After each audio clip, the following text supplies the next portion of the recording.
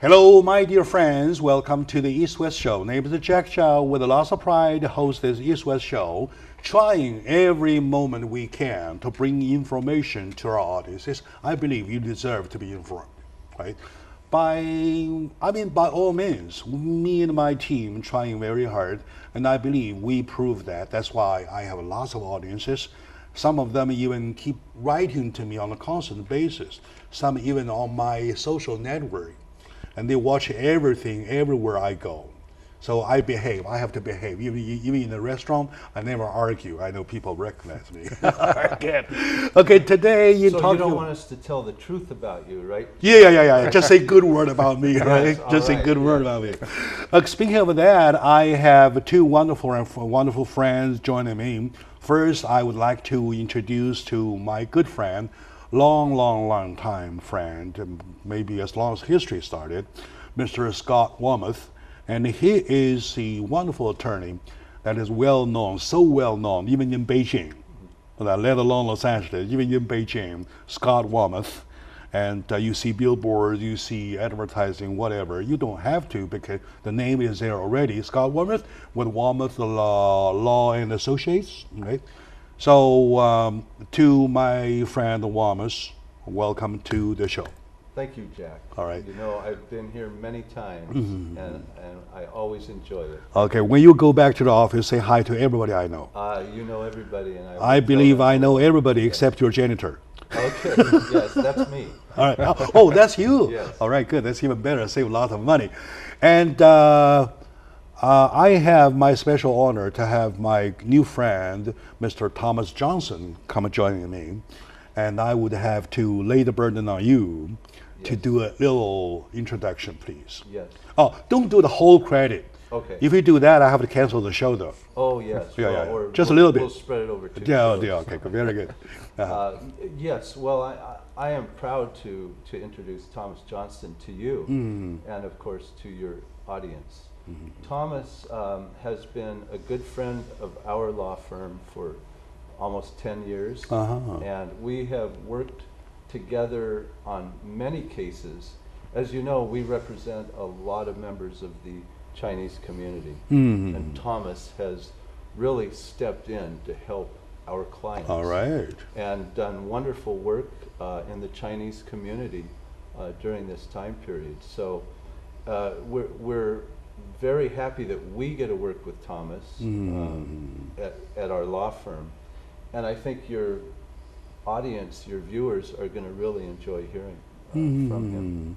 And I believe any judge looking at this kind of handsome face, though, telling you all the stories, they have to buy. Well, he's an honest they have man. to bend. He's a very honest man. All right. Any judge can tell that. Well, the judge knows his reputation already. All right, good. So, good. yeah. But, you know, Thomas has a great history, and we're just proud to work with him. But I think more important is the good work that he does for our country. Yes, of course. For our Chinese community, and for the legal community in the entire state of California. I might just say that he was considered as a potential California Trial Lawyer of the Year last year. He certainly Even has better, that getting quality. better and better. Yes. Hey, Scott, you forgot one big part. Yes. He served the country. Yes, he did. That's the part I respect. I salute. I salute to anybody who served the country to make sure I'm safe. Yeah. Thank you. And he went to Baghdad, right? Yes. For how long? I was there for about a year. In 07 and 08, I was there as part of the Surge campaign. I was an intelligence officer with a naval Special Operations Battalion. I see. All right. Very good. Thank you for having me on your show. Of course. Scott, And more than welcome, more than thank you, more than thank you with my respect, with my salute. Right? Even though I do not, even from day one, I did not support the war. Yet, as soldiers, I respect their spirit. They're kind of brave enough to stand up for the nation, right? They did their part. They could have died. You could have died. Well, it's nice of you to say that, Jack. But what I realized there was people that were there would have been nowhere else. they were happy to do their job, have the opportunity to serve the country, but that was the overriding theme there. The heroic part even remains. It stretches into our nowadays life. I made a call to a friend of mine, Hi Lee. He's in Idaho now. I asked him about his benefit, social benefit, because he was injured. He said, I refused. I had to make my own dollar. I said, why didn't you ask? You lost your hearings. Like that kind, right? No, that's a shame. It's my honor to serve the country, and I got what I deserve, and then I'm okay, I want to make my own dollar. So that is the spirit that we need. Scott, do you think so? Yeah, of course. You agree with it? I mean, how about handshake? Oh, hey, thank you, Respect, Jack. Oh, right? thank Very you. good. It's Before we nice start to- talking about laws, we appreciate you already. That's how you win. Anyway. I'll tell you though, Jack, about your friend, I worry about veterans like him because there is an idea that a veteran should resist help because accepting help is in some way weak. And there's too many veterans not getting care that's available to her or him. And if they just put up their hand and say, I'm hurting a little bit, there's a lot of tools that can make it better for them. So for the hearing, that's common. You know, the helicopters were very, very loud.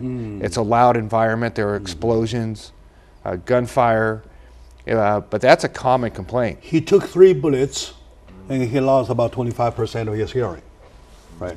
And he refused to take the benefit. He said, that's an indication of my weakness. I don't want to do that. So anyway, another day we'll talk about it, Yes. okay? Let's do another day, seriously, okay, with my respect. Now, my dear audiences, I hope that the intro is not too long for you. You deserve it. It's worth it while. We're talking about executive orders when I book you in the first place, right? The executive order was that time was the original version, and later Donald Trump kind of swapped it with the second version. What is different between the first and the second version, please? Yeah, well, of course he had to modify it, and what the courts in the U.S. District Court in Seattle did was, of course, refused to allow it to be implemented, and so what the attorneys under Trump had to do was look at that order real carefully and modify their executive order so that they felt that it complied with what the judge had laid down. But as we know from yesterday, or was it the day before? Day before, yes. Yeah. A judge in Hawaii said even that reduced order, which took out, Iraq. As which is the second version they call, right? Yes, yeah. But even that one was unconstitutional according to the judge in Hawaii. So I don't know. Mr. if Johnson, you had probably more, you know Iraq better. Well, I do know Okay. Iraq, and it was upsetting. I was upset when I saw the travel ban to begin with, because that's not how I see the world. But it was particularly upsetting, the first one, when Iraq was on there, because when we were over there, the reason we were successful during the surge campaign was because of local citizens that came forward and said, They helped. we are going to help, and they did. And a lot of people died, a lot of people got hurt For helping you. for helping us. And it would have been much easier for them and safer for them to do nothing or to just go along with local groups like Al-Qaeda in Iraq in their local neighborhoods who were very powerful and would kill them. But they came and helped us, and as interpreters, but much more as people who provided information. Hey, there's a bomb. I saw someone burying something on these street corners. Okay, see something, tell something, say something. Yeah, and if they didn't do that, there would be a soldier or more than one soldier who was killed or hurt. And for us to say that they can't come to our country, That's unfair. unfair and terrible. Yeah. Yes. The other day I was having this nice conversation with Paul Chang. You know Paul Chang, right? I know Paul. And according to Paul, the explanation was that there is a certain kind of vacuum whereby a U.S. Constitution cannot be stretched to cover. So, any comment? You? Meaning at the border, U.S. border, at the Immigration and Customs Service, or even other countries, the Constitution cannot stretch so much. Yeah, well, actually, there's a lot of issues in there. Yes, of course. The Constitution doesn't protect everything that can happen in the world, or even everything that happens at the border, because the border does have some exemptions. And this is what Trump is saying. Well, I have the right to control who enters the U.S., okay? Well, I believe that that is true. There is some support for that constitutionally. However, he's repeatedly, making overbroad orders, executive orders. There's even a saying about his kind of bullying around, kind of like, well, anyway, let's take a very short moment now. When we come back, probably we'll check with Thomas about it, because we really need a professional take on these issues, because you need to be informed, not by wrong information, by precise professional information, so that we have different ways of reading our president, as well as his executive order, as well as his travel ban. Stay with us, please. We'll be right back.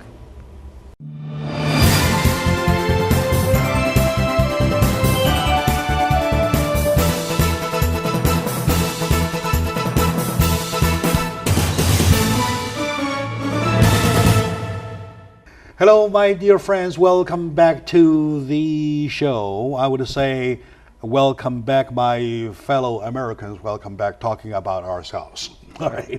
In talking about ourselves, I have the honor of being visited by my good friend, a long time friend, Mr. Scott Wormuth, attorney at law for immigration, for body injuries, for any problems. If you have a problem, quote unquote, anything, go ask him. Pick up a phone. Scott, I need help. That's it, that kind of person. And oh, by the way, he does call back. He does. And the next to him is my new friend, Mr. Thomas Johnson. Thomas Johnson is a wonderful attorney candidate for California trial lawyer of the year. He was certainly and good reputation. And before you came, we were even talking about some dollar numbers being claimed, being paid for his clients. Well, those are amazing numbers. I don't want you to know, but anyway, those are big numbers. He goes the extra step for every one of extra his clients. Okay, very good. That's nice of you, Scott. Thank you. All right, thank you. And to Thomas, welcome to the show once again. Thanks, to Scott, welcome to the show once again. We'll do that part another day, right? Yeah. But right now, let's concentrate on the executive order, the travel bans, right? Talking about Constitution. Is Constitution stretchable to cover areas that really in question or exempted, quote unquote? What's your definition? How do you define it? Well, I think that this is where we are having such a big national debate, because right now we know that the Constitution protects people who are American citizens. Many judges have said, hey, if we as a government have given rights to people, whether they're citizens or not, for example, green card holders and others, asylum seekers, we can't just take those rights from them. But what the first travel ban did was take rights away from people that we'd given rights to. I see. So now the question is, and what happens to someone, what rights does someone have that has not been in the country? And most judges would say the Constitution does not give rights to those people. So I think that if there's going to be a fight for that, why not be a fight for someone who's here in the country legally, whose employee is being wrongfully denied entry, or family member. I see. Say, hey, this is my employee. You know, I'm an American citizen. I'm doing business. Oh, by the way, I got to insert here just to indicate that you are talking about some legit situation. We have some interns in this company. So I have my intern at my job position. So, and they were kind of going back to China for their Chinese New Year. On we coming back, we really worry quite a bit. What if he or she doesn't return? Because they are on the kind of whatever visa, I don't know. It could be those, a non-immigrant status. Yeah, those are OPT visa or something. OPT visa or yeah. Kind of whatever. Yeah. We worry quite a bit. Gladly, they made it back so smooth, right? Because that was after the denial of the 90-day kind of postponing thing, right? So that is really a point. So does EDI have the right to argue that you are hurting my business, right? Well, I think it's such a great point. And Scott's been at the forefront of these visa and immigration fears since the new administration's come in. Scott's office has been at the forefront dealing with those issues. Yes, we deal with those, of course, every day. Now, every day. Okay. You know, a lot of the problem from the point of view of our clients is they may be facing deportation. So a lot of this you see in deportation proceedings is the government attempting to use expedited deportation methods and not give a right to a hearing before deporting them. Before removing them is actually the correct legal term. Remove them from the U.S. to their home country. So a lot of the issues we have are, in what situation are you entitled to a hearing before you're removed? And of course, the Trump administration is taking a very aggressive stance and trying to do expedited removal where perhaps someone has entered the U.S. without inspection. So we refer to them as an illegal immigrant. So what is the current status about the second version? Is that going to be denied again? Well, there was a court in Hawaii, so there's a stay on it, and then the president came out and said... Stay means postponing? Yes. Okay. And so now the president's come out, and he says yesterday, well, I want to go back to the first version. This second version is a watered-down version. I never wanted a second version. Let's go back to the first version. I see. So I think that we have to wait and see what that looks like. It's tough. But Jack, let me, if I could say this to your viewers, is we're 50 days into this administration, and there's been a lot only of 50 days. Only yes, 50 only days. 50 days. Yes. And there's been a lot of attention with these executive orders on some powerful issues like a travel ban, and we spend so much time talking about it, and it's important to. And at the same time, we're dealing with these Russian issues. Were the Russians involved in the election? Yeah. And we're fascinated on that. But what's happening in the background is so important, Jack, so that your viewers know about it, is the House of Representatives passed took the first step to passing 2 new bills that would limit people's right to a civil jury trial. And no one's heard anything about this, but within the last week, the Congress, the Republicans in Congress, are trying to limit people's access to a jury trial here in a county courthouse. And if that happens, it's going to be so harmful to people. And for example, let me tell you how, is if these things are passed, you're not going to be able to get your harm in front of a jury. You can't do class actions. You can't work together with other harmed people to do something about it. All right. And who that benefits are the big insurance companies, the big corporations, and who it harms are people like us that have to go to court when we've been harmed. Big manufacturers. And the biggest problem with this is that no one's going to hear about it till it's too late. And that's our fault as lawyers, because there's a 7th Amendment in the Constitution. People hear about the First Amendment. I have the right to speak like we are right now. Okay. I have the right to protest the government. We know that. The Second Amendment, I have a right to a gun. And how dare anyone challenge that, because everybody gets upset. But the 7th Amendment says that people like us have the right to go to a jury if we've been harmed by a company, by another person, by an insurance company. Jury charge, yeah. We can go and put our harm in front of members of our community and ask for justice.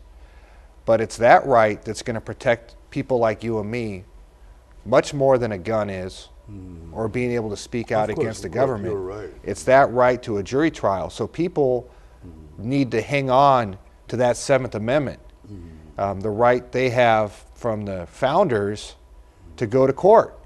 And when their representatives are passing laws to limit that and take that away from them, they need to be going to their local governments, going to the courthouses, and really raising hell, because if they lose that right, they're at the mercy of the big governments, big corporations, and insurance companies. And what we know now is that these regulations are going away.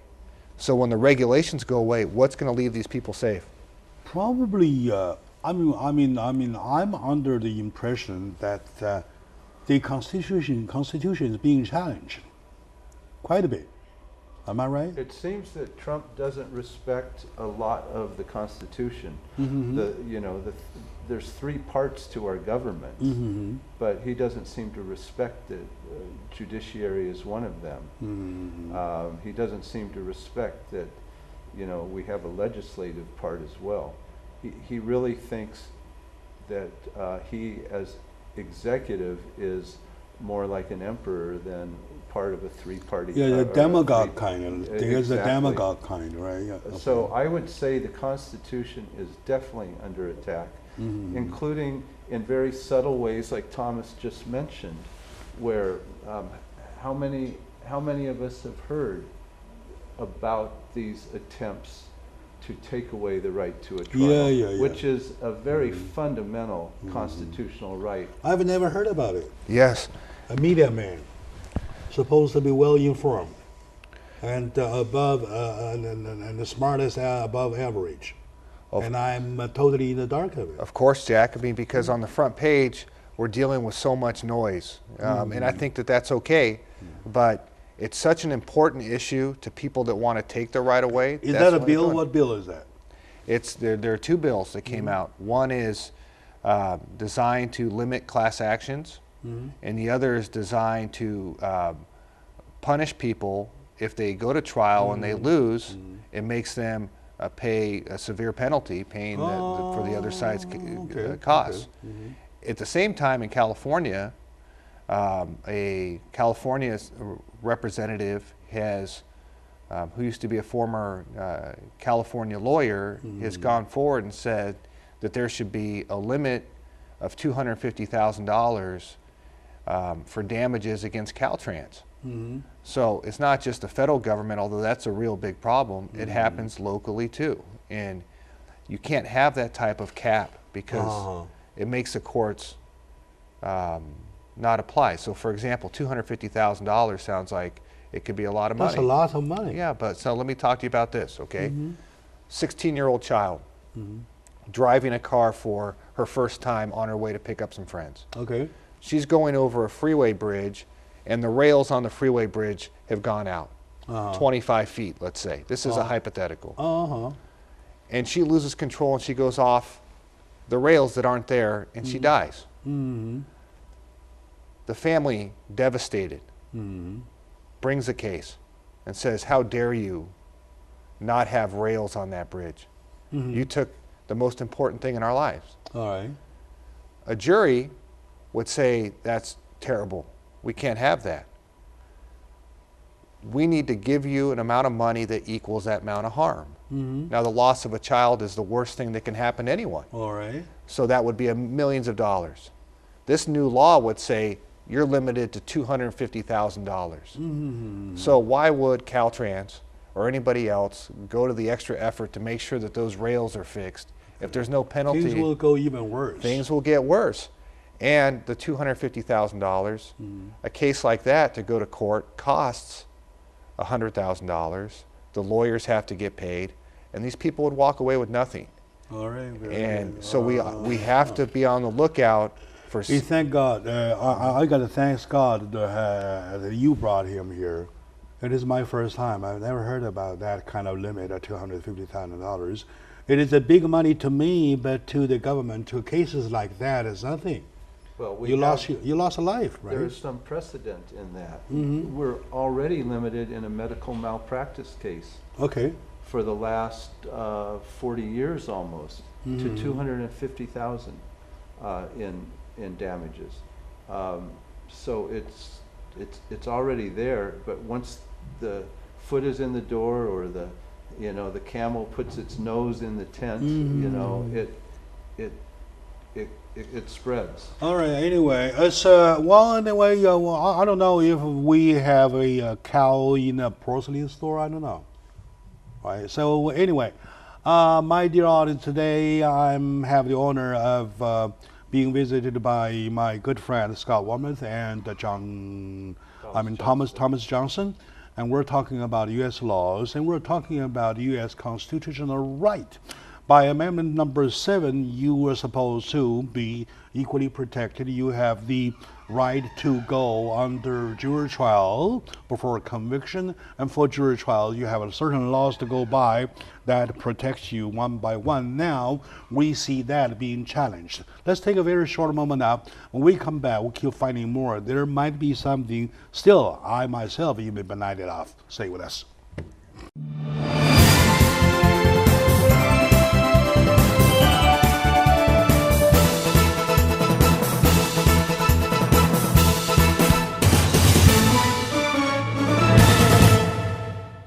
Hello, my dear folks. Welcome back to the show, you lovely ladies and gentlemen. Thank you for sticking around with me. I believe, I don't blame you because you like the show, right? Because I try too hard, me and my team. Today, I have the pleasure of being visited by two wonderful individuals. They all are my great friend. Scott Wormuth, long time. We go back like 25 years at least. Wonderful attorney at law, taking care of lots of folks. And if you stop somebody asking about, do you know an attorney by the name of Scott Wormuth or Hua Mingsheng, even by Chinese, nobody would not know, right? So this is how much he is worth. That's why I have to borrow his face sometime. Because when I say something, they don't buy me. I better say, hey, Scott, I want you to say that. Well, he said that for me. That's how much. Welcome to the Jack, show. you know you're overstating the truth there. I'm telling the truth most of the time. Only 90.9% I do the truth. And I have my new friend Thomas Johnson visiting me, and a veteran from Iraq. I put that first. Okay, working with the intelligence office, and served the country, doing his part, having done his part. That I respect. Well, if they need me, I can go. Mm-hmm. They may need a show host, or they may need a commander. Who knows? My age, right? Yes, you and General George Washington. General right? Jack, General Jack or something. And he's an attorney at law, and he has been handled.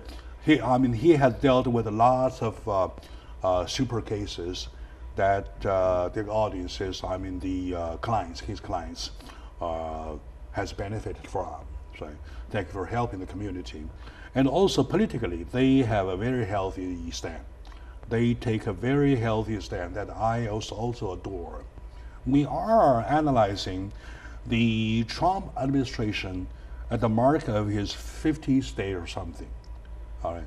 So we were talking about those House bills, House resolutions that are being discussed, being debated. So I need the numbers. I do have a number, I believe. Oh, thank you for providing me the information, because I do need the information. Those are the House Resolution 985, House Resolution 725, and House Resolution 1215. Those are devastating bills that talks about your constitutional right at court. So, Scott, and I thank you very much for having brought him here. Yes. So, in the immigration area, though, what else do you think that people deserve to know? I mean, my audiences, they are kind of dying for that. They are scared. Yeah, well, and unfortunately, there's just so much that is uncertain, undetermined, and we don't know what tricks are up this administration's sleeve at this point. There's a lot to come. But I don't think we want to get, I don't think we need to do too much fear-mongering, because what I believe is that the system of the United States with its checks and balances will still prevail.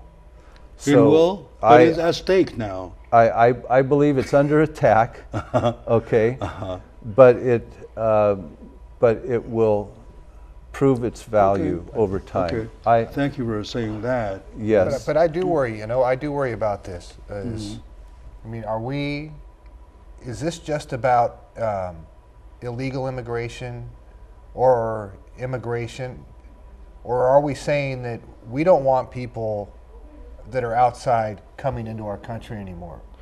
And I think that what the new administration is really saying is it's only us and everybody else stay out. And it may be said as something like America first, which sounds pretty nice. Why not America first? First come first. First, yes. But yeah. Hey, that's right. Yes. Okay. We need to decide as people, hey, do we welcome the stranger? And I say yes, we should welcome the stranger. Of course we should. And everybody was a stranger. Yes. Yeah. And I think that we should. Yeah, that is the harmful. Yeah, Thomas, I agree. And Scott, let me ask you one thing. If am I right if I separate the issues into two, right? First half, I'm okay whatever you do to stop newcomers. Okay, just to do a good job you want to do. Either a wall or a tighten or travel bans, I take easy for a moment on that. How about the issue number two, right? The second half, which is already, there are people already who are already here, including the DACA case. The DACA, the delay on the deportation stuff. Yeah. Okay, they are human too. How about how Constitution, once again, Constitution, how does our Constitution cover them? Well, there are 11 million of them. You know, Scott's office was recognized by a member of Congress for the work that they've done for the Dreamers. Oh, and they've done a lot of work on that. Yes. Yes, the Dreamers, right. The Dreamers. And that is still, you know, that's one of those where, you know, I guess if I would try to describe it, and I didn't have any time here to think about it real clearly, but in terms of what is our vision as a country, as a person individually, because these are people that are truly in between. So for explanation, a dreamer is somebody who was brought to the U.S. as a young child, not born in the U.S. No fault at all. Through no fault of their own. They grew up as a member of society, as you are and Thomas is and as I am, going to the same schools, competing for the same jobs. We're learning the same customs and traditions, and now these people are under threat of being removed from the United States just because they weren't born here through no fault of their own. They were brought here undocumented at a very early age. And what kind of people are we to refuse to allow them to stay? But to what extent does it violate the Constitution? This is going to be heavily litigated. I mean, it's still an unanswered question. It's going to be constitutionally challenged, litigated. Well, I mean, the Constitution creates a framework. It can't set forth every rule. And so what it is, okay, government, people who make the rules, this is the framework, the general idea you have to follow. And I think that what the Constitution basically is saying is that there has to be some fairness to what we do. And it's up to the people that we've elected to use that fairness to pass some laws to deal with these problems. And I think a fair way to look at these dreamers is to say, okay, they're here, they're contributing, they're fault-free, and if you start weighing on a balance of fair and unfair, it's much more fair to bring them, let them become citizens. And the Constitution's never going to say on page 45, line 6, what to do with dreamers. Instead, it says, okay. Yeah, framework, Halsey. Yeah, framework. Oh, it's just a few hundred words. The Constitution is very short. It's a statement of ideals. Okay. And the way it works is if there's a question, usually you would run a test case, okay? So there is nothing in the Constitution that says dreamers have the right to stay here or don't have the right. There's no way the founding fathers would have even anticipated this situation. Founding fathers did not even see a cell phone. But what happens is there's an act passed by Congress, all right? Now, is that a constitutional act? That's up for a judge to make that determination. So you see, the way the history of the U.S. is that we need judicial decisions to give us guidance. This is how we develop our society. So yeah, they say, okay, take the felons out, okay, send them home. Okay, I agree, right? Take the kind of repeat offenders out. I agree. Go ahead. And then you have remainders, right? The remainders are law-binding kind of like behaving people, including the kids. And it is extremely unfair to tell a 15-year-old, 18-year-old to go back home. Where's home? To him, to her, definition home is here, because he, she. But see, even you have put certain conditions. Now you're saying, okay, a repeat offender should not be included in that. Okay, so, you know, Thomas or I may think, well, you know, a repeat offender, but maybe if it's a misdemeanor, minor offense, you know, they can stay. So this is how complicated it gets. I'm only making indication down to the very bottom. You take the very, very, very good part, say 50% of them.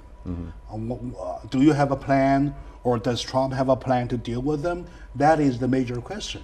And Trump has always, well, I don't know if he's equivocated on that, but he may have said during his election process that he would get rid of them all, but after he was elected and sworn in, he hasn't followed through on that. I just don't know what the future is. It's so easy. Everybody's at risk, okay? Lawbreakers, serious felons, dangerous people, that's the easy call, okay? Yes. But the dreamers, they're at risk. And what I think that the risk is the administration, if they don't want outsiders, will say, it's America first. Well, of course, everybody agrees with that. But that doesn't mean that we throw fairness out the window, because what makes us American is that we're fair. Yes, so you're right. How dare we change who we are because of fear? And if we can't act under the influence of fear and kick these dreamers out, we can't do it. We should. Yeah, exactly. I give you an example. You know Mike King, right? Okay, I contacted some kids with Mike King, the DACA children, the dreamers, right? For them to come on the show. They were very happy that finally they got a chance to speak out, right? The moment they learned it's a TV show, not a radio show, they backed up. They said, no. They were so scared. I said, what if I go buy you some masks? What if I put masks on your face? Right? They refused. That's how much fear they are in. Right? My dear friends, today I feel I'm kind of like talking to the right person. There is a saying in Chinese, if there's a crying baby, bring the baby crying to the mother. So we have the two fathers of the crying baby. Let's see how we can stop it. Attorney at law, Scott Wormuth, attorney at law, Thomas Johnson, and they both are wonderful lawyers. Have problem. I'm not doing advertising, and you take care of that part. I only need information from your professional brain. right? Okay, we'll be right back, please.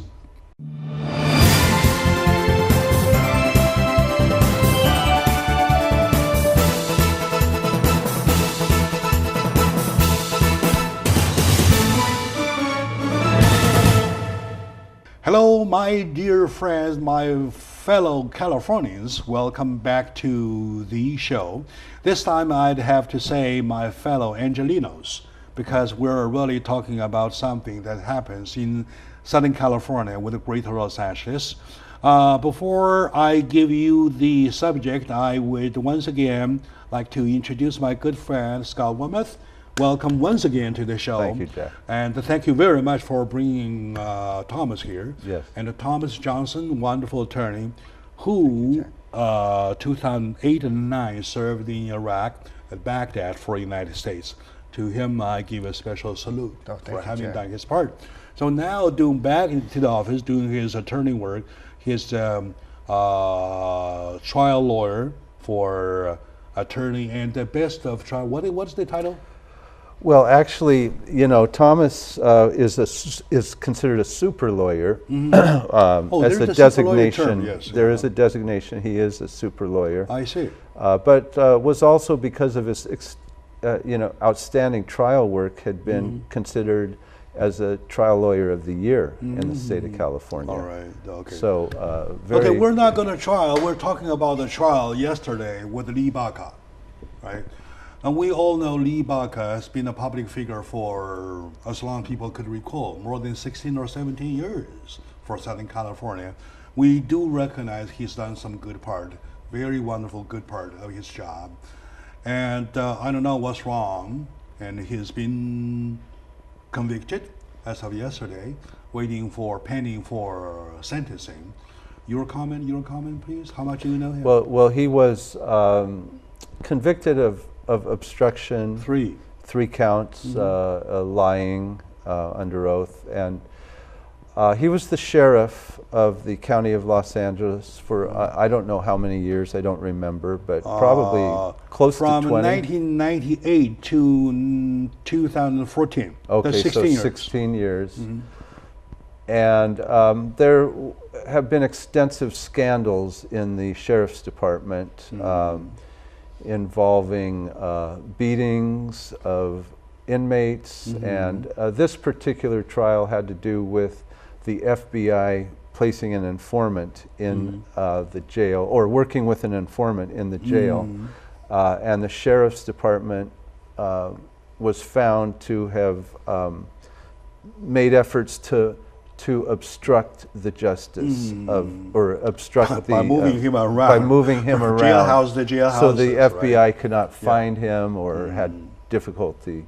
And so it went to the very top. Sheriff Baca was convicted as having known about what was going on, and apparently taking an active role in later in that. on lied or whatever. Yes, right. And your comment, Thomas? I was sad when I read the paper and it said Baca guilty. I was saddened by that because of I looked at him as a human, and I've met him a few times, and I like him. I personally know him. Yeah. I like him as a person. He's loving to his wife. He's good to his community. He was a Marine. Yes. And the idea of him going to prison, it hurts me a little bit. It hurts me quite a bit, because I feel that I feel like they had a deal and the court rejected it. The first case went to trial, and it was a hung jury, 11-1 to acquit. And now the third time, second trial, but third event, they got him. And so now, if he goes to prison, that could be a life sentence for him. Yeah, because he's over 70, 74, 75. 74, his age, yeah. So it hurts me, a lot. It does. And so I hope that there is some fairness there. I'm not necessarily in the position of defending for him. I just want to say there are more serious felons that went free. I can give you examples if you want, right? So when O.J. Simpson can walk out a courtroom, I believe anybody can. Mm-hmm. I don't know how you take about O.J. Simpson. I'm just picking up example, random examples. So what's wrong? Could that be the fact he had some kind of like conflict with the federal system or problems due to his whatever? Well, I believe, I believe that a person would go into federal court and be protected from outside influences. Mm-hmm. And I still believe that.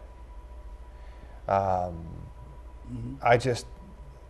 I think it bothers, it doesn't sit right with me that the sheriff's lawyers and the prosecutors reached in a deal that they were comfortable with that was rejected. Mm-hmm.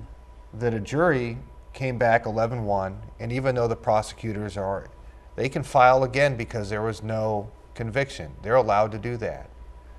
I just hope that when the sheriff is sentenced, that all those things are taken into account, because I don't think that this was as open and closed as it might sound just because of this conviction. Why else would there be a plea deal? And then why would that first jury have hung? Yeah. So I hope that it works out for him. That's how I feel. Because hey Scott, by checking the legal system though, could a case be tried and retried and retried? Well, there's a limit. I mean, what you call double jeopardy. You cannot be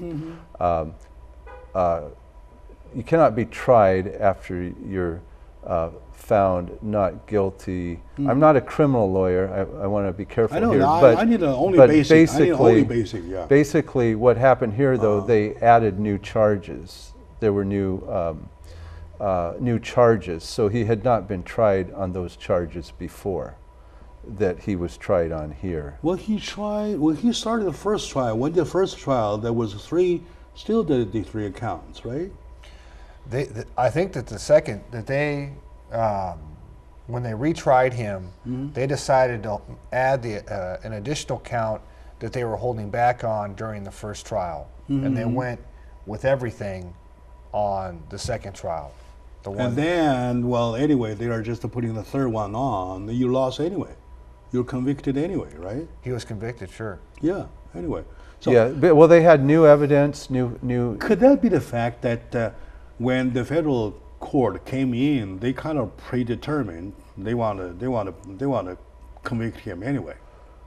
I think I have heard very determined. I think I have heard comments that this, for instance, there was no right for the defense to raise the issue of Alzheimer's disease mm-hmm. that he's currently suffering from, apparently. Mm. So, perhaps there's question as to why that ruling. But, if there's an appealable order, I know that there will be, or an appealable issue, mm-hmm. that it will be brought up. He has very capable attorneys. I see. And they've already, I think, indicated they would file an appeal. Okay. So I think that would come out. Yeah. You've been with the personal injuries cases, whatever, right? So for him to be on that position, working for that many years, we can call his disease, his problem, the personal injuries for the job, couldn't you? Well, could we not? Well, I don't know I don't think so. I mean, Alzheimer's is a disease that it's organic, so it's not going to be psychological. Well, at least connected. Well, no, it's very medical, but it's not going to be connected to his work as the sheriff caused him to have Alzheimer's disease. But the fact that he does have Alzheimer's disease, which is a disease of the brain, but also affects the mind, how people feel and what they do. Yeah. That's an important issue, especially when you're deciding, did somebody lie about something? Because for someone to lie, they have to be knowingly concealing something. I might have forgotten. I see. Might have forgotten, right? Right. And you and I just now talking about old name, a long time Yes, ago, right, yeah. We thought we forgot it already. Yeah. So we kind of reminded each other. So would the court system consider about the person's contribution to the community as merit? In sentencing, yes, Okay. I believe they would take that into consideration. Because as a community member, I witness, as also as a newsman, I witness lots of positivities that he has done to the community. We're saying that, of course, the law system, the legal system does not take mercy, but there is mercy to talk about to a 75, 74-year-old man who's suffering from Alzheimer's already.